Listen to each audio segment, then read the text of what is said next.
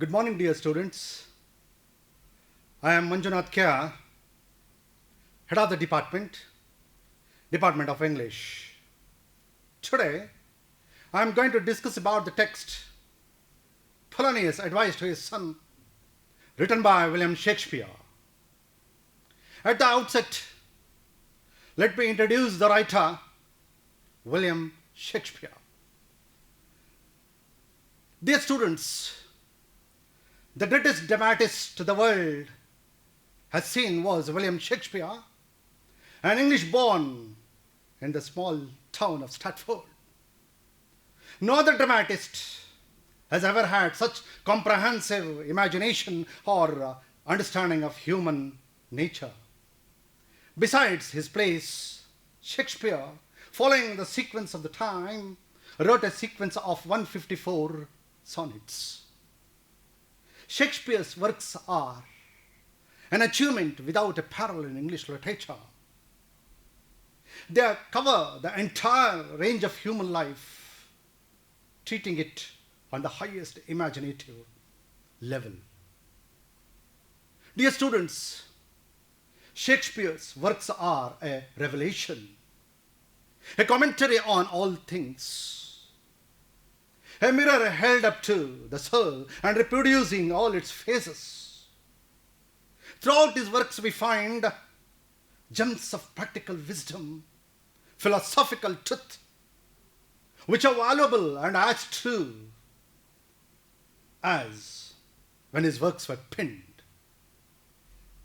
His works are minds of beauty, wisdom, and truth. The best example are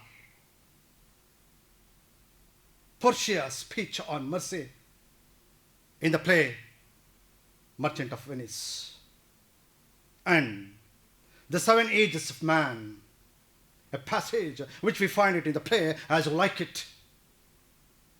Likewise, Polonius' advice to son is an extract from Shakespeare's great tragedy, Hamlet, Act 1, Scene 3. Dear students, this is a piece of advice given by Polonius to his son, Laertes, at the time of his departure to France for his studies. It's an epitome of paternal worldly wisdom and a way to worldly success. There are many do's and don'ts in the advice. Now, I'm going to read the text. Give thy thoughts no tongue, nor unproportioned thought is act. Be thou familiar, by no means vulgar. The friends thou hast, and their adoption tried, grapple them to thy soul with hoops of steel. First 4 lines of the poem. Give thy thoughts no tongue. Mean to say that do not give vent to your thoughts. Do not reveal your thoughts. Do not express your thoughts. Do not put into practice any unbalanced thought. Unbalanced, dear students, try to understand this. Unbalanced, not balanced, crazy, mean, low, foolish. Not to allow his behavior to range into immodest, dear students. Be thou familiar, fantastic. Be affable, be intimate with others, keeping up at the same time your dignity. As Shakespeare himself said that cheap popularity is mere vulgarity. So let not your familiarity be vulgarity. Do not make callous your palm by shaking hands with every untried friend. The friends thou hast, you are going to make friends. And the friends you have, the relationship, the bondage should be firm, should be strong. So, try to make the friendship as true as, and grapple them to thy soul. Try to grasp them to your heart and mind. And the bondage should be as strong as a chain. Do not dull thy palm with entertainment of each new hatched, unfledged comrade. Be aware of entrance to a quarrel, but being in, bear it, that the opposed may be aware of thee. Do not dull thy palm with entertainment. Dear students, try to understand that. You are in an alien place. A place where dress, language, culture, food, everything is new. So in that foreign, in that alien, in that unknown place, you should be very careful. So do not spend money lavishly. Do not dull thy palm. Do not waste money with entertainment. Fantastic. Particularly young boys, they go astray. They spend money lavishly. So be careful.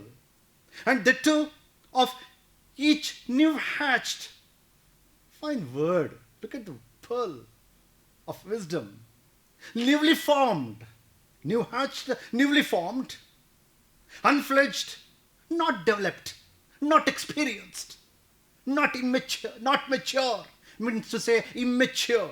So don't try to waste money for every newly made, newly developed, newly formed, immature friends. Be aware of entrance to a quarrel.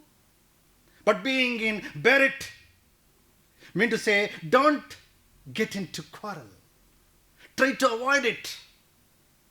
Let your modesty, let your generosity, let your good character may lead to a quarrel. Suppose you are drawn to, you are made to a quarrel. Let the opponent be known about your force, your strength. So expose your strength, expose your force. Give every man thine ear, but few thy voice. Fantastic line, dear students. Give every man thine ear. Listen to everybody. But you express your thoughts only with few people. Take each man's censure. Take each man's criticism, censure, opinion. Before you come to a conclusion, collect. Take each man's censure. Take everybody's opinion. But ultimate judgment should be yours. Costly thy habit as thy purse can buy. Fantastic, dear students. Costly thy habit as thy purse can buy. Let your dress be suitable to your status in society. Your dress, though rich, should not be showy.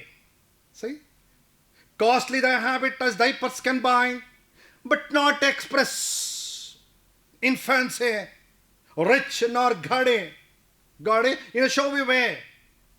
Why? Why? Because your dress is going to reveal what you are. Costly thy habit as thy purse can buy. Do not express it, do not reveal it, do not expose it in a very showy manner.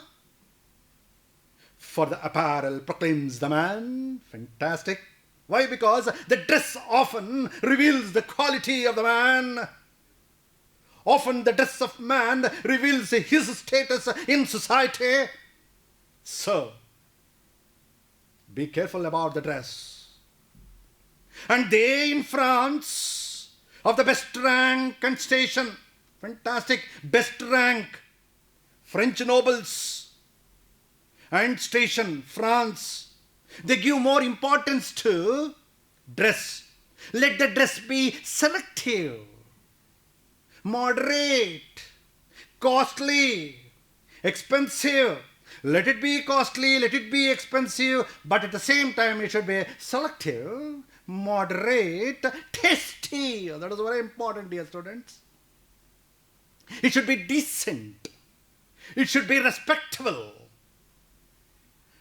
And they in France of the best rank and station, neither a borrower nor a lender be, for loan loses often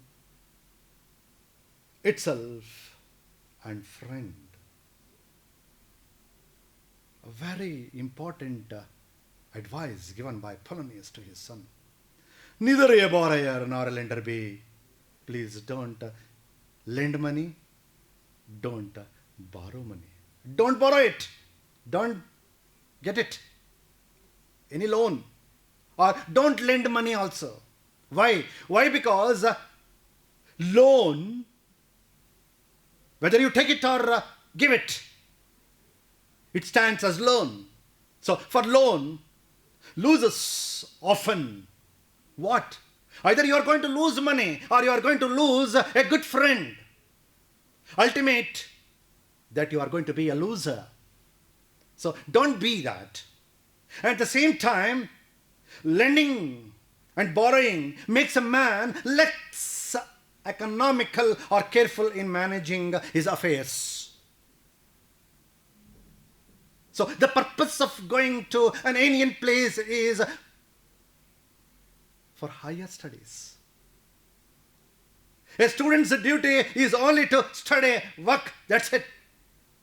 So when you waste time in borrowing, lending, it's quite natural that you are not able to manage certain affairs. So be careful about it. And borrowing dulls the edge of husbandry. Dulls the edge of husbandry, makes one become spendthrift.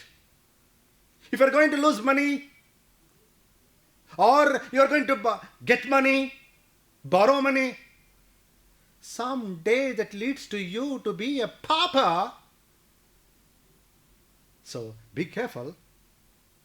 And this above all, with the exception of all these, the last 3 lines that which I am going to read now, dear students, as I already told you, it is an epitome of advice. This above all, to thine own self be true to yourself, be true to thine own self, and it must follow as night the day. Try to understand. Night follows the day follows the night. As the night follows the day and day follows the night, likewise your conscience should follow the truth, and truth should follow the conscience. As night the day, and you cannot be false to any man. False, unfaithful. It gives you different meanings. Thou cannot then be false to any man. Mean to say that people suddenly will want to point at you, saying that you are unfaithful, not honest, a cheat, a pauper. So likewise, this above all, to thine own self be true to yourself, and it must follow as night the day, and you cannot be false to any man. Fantastic. A beautiful piece of advice given by Polonius to his son, Leatis. who is going to France for his higher studies. I hope, dear students, you have understood the poem. Thank you all.